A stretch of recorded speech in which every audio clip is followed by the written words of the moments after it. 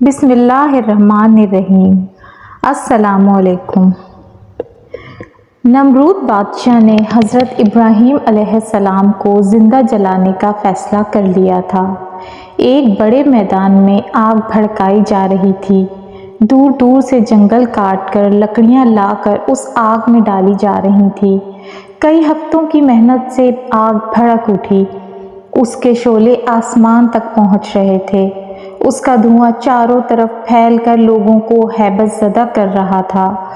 اس بھڑکتی ہوئی آگ سے دور ایک پربہار چمن میں ایک چھوٹی سی فاختہ کا نشیمن تھا جس میں وہ سکون سے زندگی گزار رہی تھی۔ اس کے قریب ہی ایک الو کا گھونسلہ تھا جو رات کو گشت کر کے دنیا جہان کی خبریں جمع کیا کرتا تھا۔ جب بھڑکتی ہوئی آگ کا دھواں فاختہ کے نشیمن تک پہنچا تو اس نے گھبرا کر الو سے پوچھا، یہ کیا ماجرا ہے؟ الو نے کہا، تم کو معلوم نہیں؟ ہمارے بادشاہ نے ابراہیم علیہ السلام کو زندہ جلانے کے لیے آگ دہکائی ہے۔ فاختہ کا کلیجہ دھک سے رہ گیا۔ اس نے گھبرا کر پوچھا، کون ابراہیم؟ وہی خلیل اللہ؟ الو نے اپنی آنکھیں چمکا کر کہا، ہاں وہی ابراہیم علیہ السلام۔ یہ خبر سن کر فاختہ بے اختیار رونے لگی۔ اس نے چیخ کر کہا، نہیں نہیں، ایسا نہیں ہو سکتا، اللہ کے دوست کو کوئی نہیں جلا سکتا۔ الو نے ہنس کر کہا، تم کون سی چیز ہو روکنے والی؟ کیا پدی اور کیا پدی کا شوربہ؟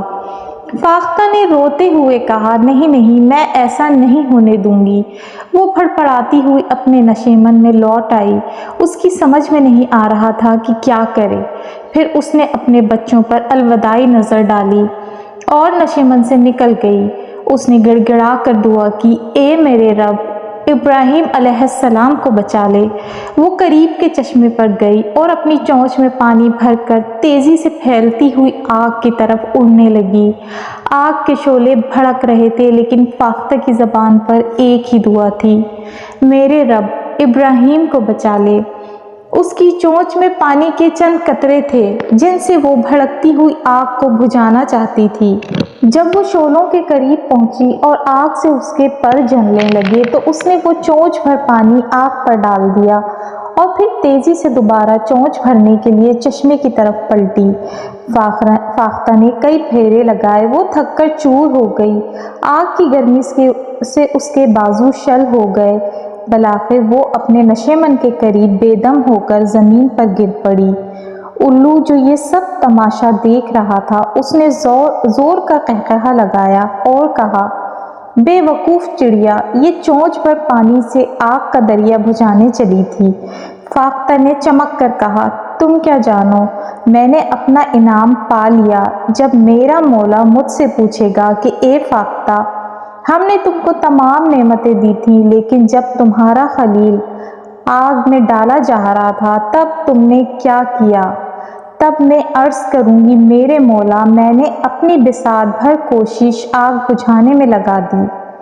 فاختہ نے یہ کہتے کہتے دم توڑ دیا اور الو سوچنے لگا کہ یہ چھوٹی سی چڑیا جیت گئی، افسوس میں طاقتور ہوتے ہوئے بھی کچھ نہ کر سکا۔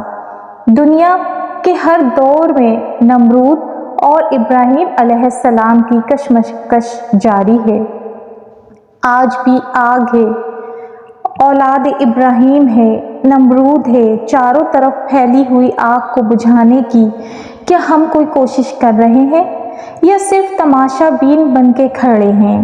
یہ فیصلہ ہم کو کرنا ہے کہ ہم فاختہ کے خانے میں ہیں یا دوسرے خانے میں ہیں۔